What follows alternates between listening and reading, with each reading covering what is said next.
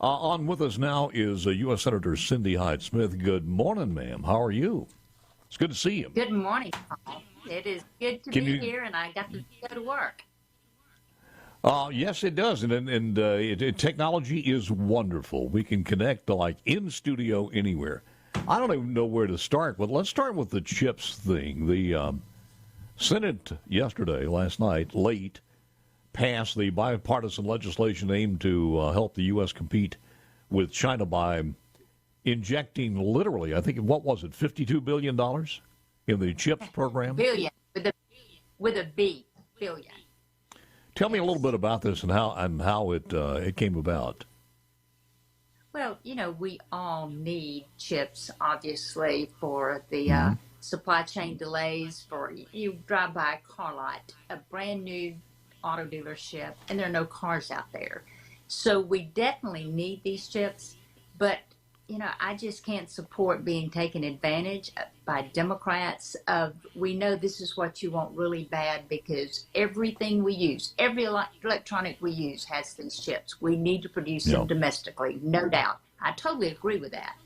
But to put in $50 billion more dollars on other things that's not relating to that, I just can't agree to. So you voted against that bill? Yes. I did, and hopefully, we can... Wait a minute now. I'm a little confused. This had nothing to do with the climate change bill that Joe Manchin, or these are not one and the same, are they? There is everything you can imagine in that bill, and we had a free standalone bill that we're going to address an issue that Americans desperately need, and it was loaded up with anything you can possibly imagine because we're so desperate to get the chips. Everybody wants to vote for that. And, I wish we could have gotten a clean bill out. But, from climate change to diaper change was in there. Okay, that's what I'm asking, because there are two stories here, and for some reason, the way these are written, they don't seem to be connected. And when you wake up in the morning, you have limited time to do show prep on what happened overnight. But Senate Majority Leader Chuck Schumer and Senator Joe Manchin have released preliminary details of a bill to address climate change, taxes, health care, and inflation. It says nothing about chips in this one. The agreement is a major reversal for Democrats. After many months of negotiation, we have finalized legislation or legislative text that will invest approximately $300 billion in deficit reduction, another $369.75 billion in energy security and climate change programs over the next 10 years, and the investments, they say, will be fully paid by closing tax loopholes on wealthy individuals and corporations. So you're telling me these two stories are related, that one bill was going to do the chips and the climate control together? No, actually, that is a different bill of Senator Manchin. But the thing that we need to remember is that is a truly democratic bill created by Democrats.